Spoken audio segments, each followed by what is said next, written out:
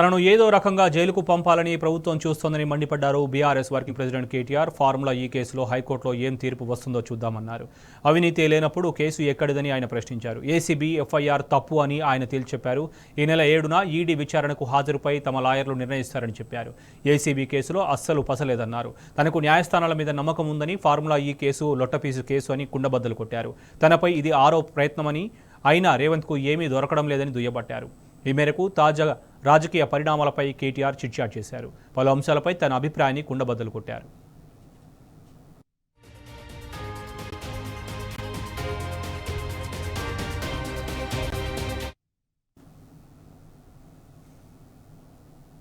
తనపై కేసు పెడితే రేవంత్పై కూడా కేసు పెట్టాలన్నారు కేటీఆర్. రేవంత్ రెడ్డి ఒక ముఖ్యమంత్రి అని ప్రశ్నించారు. ఇతర దేశాల్లో కూడా ఫార్ములా ఈ జరిగిందన్నారు. ఫార్ములా ఈ రద్దు వల్ల 600 కోట్లు నష్టం జరిగిందని స్పష్టం చేశారు. ఏకపక్షంగా ఎలా రద్దు చేశారని, రద్దు చేయడం తప్పు అని మండిపడ్డారు. పైసలు ఎవరికి ముట్టాయో వారిపై కేసు పెట్టలేదని తేల్చెప్పారు. 600 కోట్లు సంగతి అటుంచితే ఒక్క పైసా కూడా అవినీతి లేదన్నారు కేటీఆర్. జడ్జి గారు అడిగే ప్రశ్నలకు ఏజీ దగ్గర సమాధానం లేదన్నారు. రేసు కావాలని తాను నిర్ణయం తీసుకున్నానని, వద్దనేది రేవంత్ నిర్ణయమని తేల్చెప్పారు. ఇద్దరి నిర్ణయాలపై కేబినెట్లో చర్చ జరగలేదన్నారు.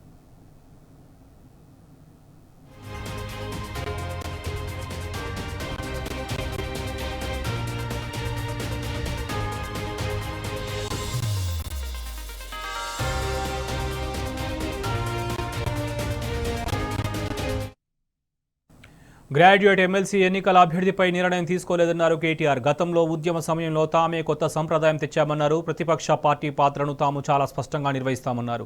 అన్యాయాన్ని ఎదిరిస్తున్నామని చెప్పారు. 6 గ్యారంటీలు ఎక్కడా, 420 హామీలు అమలు ఎక్కడా అని నిలదీశారు కేటీఆర్. రైతు భరోసా ఇవ్వడం లేదు కానీ కేసీఆర్ ఎందుకు రాడు అంటున్నారని మండిపడ్డారు. కేసీఆర్ను అడిగి పీఏసీ చైర్మన్ ఇవ్వలేదని, ప్రతిపక్ష పార్టీ నాయకుడికి ప్రభుత్వం ఇచ్చే గౌరవం ఎక్కడా అని ఆగ్రహం వ్యక్తం చేశారు కేటీఆర్.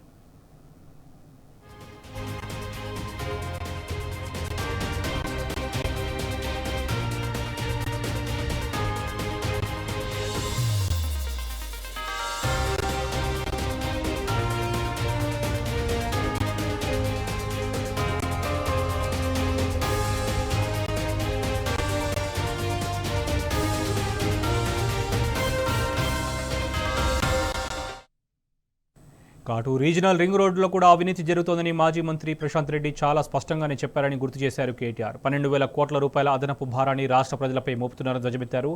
ఇక ఇదే అంశానికి సంబంధించి పూర్తి సమాచారం మా ప్రతినిధి లివిల్ నాడి తెలుసుకుందాం. లివిల్ చెప్పండి. వల్ల అనేక అంశాలపై రాజకీయంగా ఇప్పుడు జరుగుతున్న రాజకీయ పరిణామాలపై బీఆర్ఎస్ వర్కింగ్ ప్రెసిడెంట్ కేటీఆర్ కొద్దిసేపటి క్రితమే మీడియా ప్రతినిధులతో చిట్చాట్ చేశారు. అనేక అంశాలను కూడా ప్రస్తావించారు. అనేక విషయాల్లో మరొకసారి క్లారిటీ ఇచ్చారు.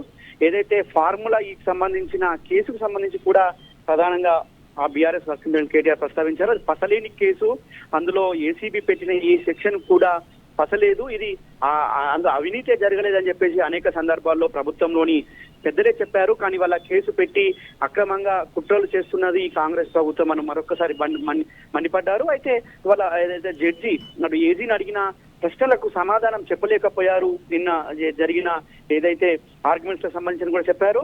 అంతేకాకుండా ఫార్ములా ఈకి సంబంధించి నేను ఆనాడు మంత్రిగా నేను ఖచ్చితంగా నేనే తీసుకున్నాను, నేను అధికారులకు ఫైల్ పై సంతకం పెట్టి ఇచ్చాను, కానీ ఎందుకు రద్దు చేశారో ఇప్పటి వరకు కూడా వీరికి చెప్పలేదు. నేను ఏదైతే క్యాబినెట్ అప్రూవల్ లేకుండానే సైన్ చేశానని చెప్తున్న ఈ ప్రభుత్వం, ఈ పెద్దలు, ఈ ముఖ్యమంత్రి ఈ రద్దుకు సంబంధించి కూడా ఎందుకు మరి క్యాబినెట్ సమావేశం ఏర్పాటు చేయలేదు, ఎందుకు క్యాబినెట్ సమావేశంలో డిస్కస్ చేయలేదు, డిస్కస్ చేయకుండానే ఈ సంబంధించిన ఏదైతే ఫార్ములా ఈకి సంబంధించిన రద్దు ఏదైతే చేశారో అది ఖచ్చితంగా రేవంత్ రెడ్డి కూడా అందులో బాధ్యుడైతాడు. ఖచ్చితంగా నన్ను అరెస్ట్ చేస్తే రేవంత్ రెడ్డి కూడా అరెస్ట్ కావాల్సిందే, నా మీద కేసు బుక్ చేస్తే రేవంత్ రెడ్డి పైన కూడా కేసు బుక్ చేసింది అని చెప్పేసి కూడా మరొకసారి స్పష్టం చేశారు. అంతేకాకుండా ఇటు ఫార్ములా ఈకి సంబంధించి ఏదైతే 600 కోట్లు అవినీతి జరిగిందని చెప్తున్నారో దానిపైన ఆధారాలు చూపలేకపోతున్నారు. 600 కోట్లు ఎక్కడి నుంచి ఎందుకు జరిగింది, ఎవరికి చేతో మరి ఎందుకు చెప్పలేకపోతున్నారు అనేది కూడా ప్రధానంగా బీఆర్ఎస్ వర్కింగ్ ప్రెసిడెంట్ కేటీఆర్ ప్రభుత్వాన్ని డిమాండ్ చేశారు. ఎందుకు అధికారంలో ఉన్నారు, అధికారులు ఉన్నారు, అనేక సమస్యలు వారి చెప్పినట్టు చేస్తారు, వారు ఏది అడిగితే ఇచ్చేదానికి సమాచారం ఇవ్వడానికి కూడా అధికారులు, కానీ ఎందుకు ఈ 600 కోట్ల కుంభకోణాన్ని చేయలేకపోతున్నారని చెప్పేసి కూడా బీఆర్ఎస్ వర్కింగ్ ప్రెసిడెంట్ కేటీఆర్ ప్రభుత్వంపై మండిపడ్డారు. అంతేకాకుండా ఏదైతే ఈ ప్రతిసారి కూడా కేసులు పెట్టి ఇరికించాలనే ప్రయత్నంలో భాగంగా ప్రభుత్వం బొక్కబుర్లో పడుతుంది. ఇది ఆరో ప్రయత్నం అని కూడా మరొకసారి చెప్పారు. ఎట్టి పరిస్థితుల్లో కేటీఆర్ ను అరెస్ట్ చేయడమే లక్ష్యంగా ఇవాళ ఈ కాంగ్రెస్ ప్రభుత్వం పనిచేస్తుంది తప్ప సంక్షేమం అభివృద్ధిపై దృష్టి సారించట్లేదు అనేది మరొకసారి కూడా కుండబద్దలు కొట్టారు. అంతేకాకుండా ఇవాళ ఏదైతే ఈ పార్లమెంట్ రేస్ కావచ్చు ఇవన్నీ కూడా డైవర్షన్ పాలిటిక్స్ లో భాగమే అని కూడా స్పష్టం చేశారు. ఇటు రైతు భరోసాకు మరొకసారి ఎగనామా పెట్టే విధంగా ఇవాళ రైతు సెల్ఫ్ డిక్లరేషన్ పేరిట మరొకసారి మోసానికి తెరలేపిందనేది కూడా బీఆర్ఎస్ వర్కింగ్ ప్రెసిడెంట్ కేటీఆర్ దిగబట్టారు. అంతేకాకుండా ఇవాళ ఏదైతే స్థానిక సంస్థలలో 42% రిజర్వేషన్లు కల్పిస్తాం అని చెప్పేసి ఆనాడు ప్రగల్భాలు పలికి ఏదైతే బీసీ డిక్లరేషన్ చేశారో అదంతా కూడా ఇవాళ దగా మోసం అని మరొకసారి తేలిపోయిందని కూడా సందర్భంగా ఎద్దేవా చేశారు. ఎట్టి పరిస్థితుల్లో స్థానిక సంస్థల ఎన్నికలు 42% రిజర్వేషన్లు కల్పించిన తర్వాత ఎన్నికల నిర్వహణ చేయాలనేసి బీఆర్ఎస్ పార్టీగా మేము పట్టుబడతాం. ఖచ్చితంగా బీసీలకు అండగా బీఆర్ఎస్ పార్టీ ఎల్లవేళలో ఉంటుంది. ఖచ్చితంగా ఏదైతే 42% రిజర్వేషన్లు కల్పించిన తర్వాతే ఈ ఎన్నికలకు పోవాలని చెప్పేసి కూడా ఈ సందర్భంగా working president KTR BRS working president KTR కావచ్చు, బీఆర్ఎస్ శ్రేణులు కావచ్చు, ఈ కేసుకు సంబంధించి ఏదైనా ప్రశ్నలు అడిగితే అటు కాంగ్రెస్ సర్కార్ నుంచి రేవంత్ సర్కార్ నుంచి టోటల్గా అసలు సమాధానమే రావడం లేదు. అంటే వాళ్ళ శ్రేణుల నుంచి కూడా ఎలాంటి స్పందన ఉండడం లేదు. అంటే డిఫెన్స్ లో ఉన్నారని చెప్పేసి అనుకోవచ్చా? స్పష్టంగా కనిపిస్తుంది శోభన్. ఇవాళ ఫార్ములా ఈకి సంబంధించి అనేక సందర్భాల్లో కూడా మీడియా సమావేశం ఏర్పాటు చేశారు. బీఆర్ఎస్ వర్కింగ్ ప్రెసిడెంట్ కేటీఆర్ అనేక ప్రశ్నలు సంధించారు.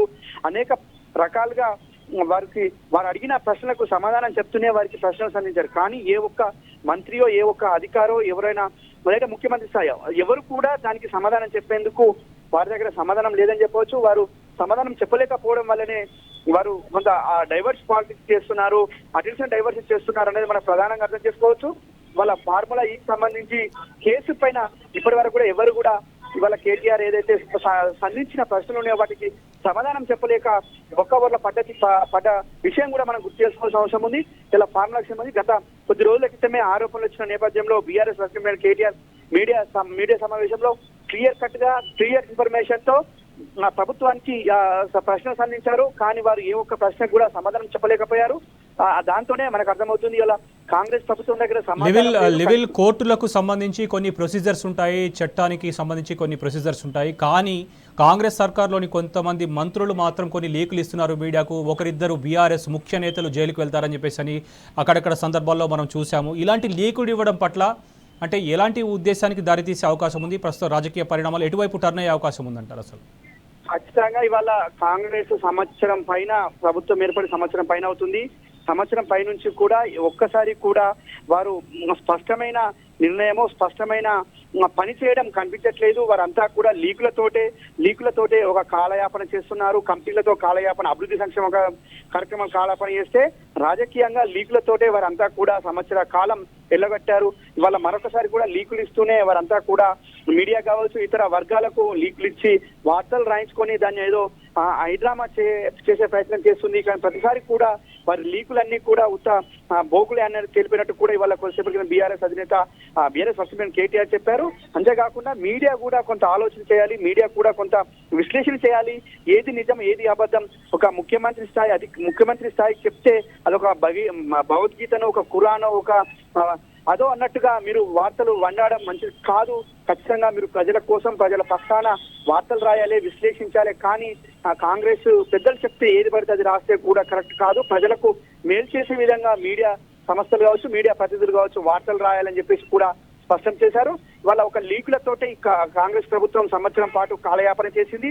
మరొకసారి కూడా అదే విధంగా చేసేందుకు ఇవాళ ముఖ్యమంత్రి కావచ్చు, మంత్రులు కావచ్చు చాలా సందర్భాల్లో బాంబులు పేరుస్తామని చెప్పేసి అన్ని తుసుబాంబులైన పరిస్థితిని కూడా ఇవాళ బీఆర్ఎస్ వర్కింగ్ ప్రెసిడెంట్ మరొకసారి గుర్తు చేశారు. అనేక సందర్భాల్లో కూడా అనేక విషయాల పట్ల ఇలా కాంగ్రెస్ ప్రభుత్వం పెద్దలంతా కూడా బోర్ల పడ్డ పద్ధతిని కూడా ఇవాళ ఏదైతే అనేక సందర్భాల్లో కూడా వాళ్ళ బీఆర్ఎస్ వర్కింగ్ ప్రెసిడెంట్ గుర్తు చేశారు. అనేక మంది మంత్రులకు అవగాహన లేకుండా మాట్లాడుతున్నారు.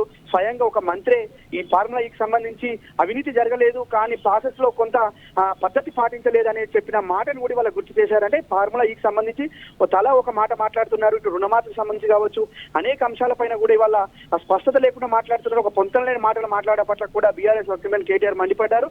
ప్రభుత్వానికి ఏమాత్రం కూడా అభివృద్ధి సంక్షేమంపై సోయి లేకుండా జస్ట్ ప్రతిపక్షాలను ఇరుకున పెట్టాలి, ప్రతిపక్షాలను ఇబ్బంది పెట్టాలి, డైవర్షన్ పాలిటిక్స్ చేయడంలో భాగంగానే వల్ల ప్రభుత్వం పనిచేస్తుందనే దానికి ఇంతకు మించిన ఉదాహరణ లేదని చెప్పేసి కూడా బీఆర్ఎస్ వర్కింగ్ కేటీఆర్ చెప్పారు. వాళ్ళ పసలేని పనితోని వల్ల కాంగ్రెస్ ప్రభుత్వం పతనానికి నాంది పలుకుతుంది. వారి ప్రభుత్వాన్ని వారికే పసలేని విధంగా వాళ్ళు చేస్తున్న కుట్రలు ఏవైతే ఉన్నాయో ఖచ్చితంగా అవన్నీ కూడా కొత్త మాటలకే కానీ చేతలకు కావు అనేది కూడా స్పష్టమవుతున్నట్లు కూడా బీఆర్ఎస్ వర్కింగ్ కేటీఆర్ చెప్పారు. అయితే రైతు భరోసా కావచ్చు, రైతు రుణమాఫీ కావచ్చు, అనేక అంశాల విషయంలో కూడా ఇవాళ కాంగ్రెస్ ప్రభుత్వం ఆనాడు ఇచ్చిన మాటకు కట్టుబడి లేకపోవడం పట్ల ఖచ్చితంగా వారికి మేము అండగా ఉంటాం. ఖచ్చితంగా రైతు భరోసా విషయంలో మేము మరి నిలదీస్తాం, వెంటాడతాం అని చెప్పేసి కూడా స్పష్టం చేశారు Shobhan. Right level, thank you.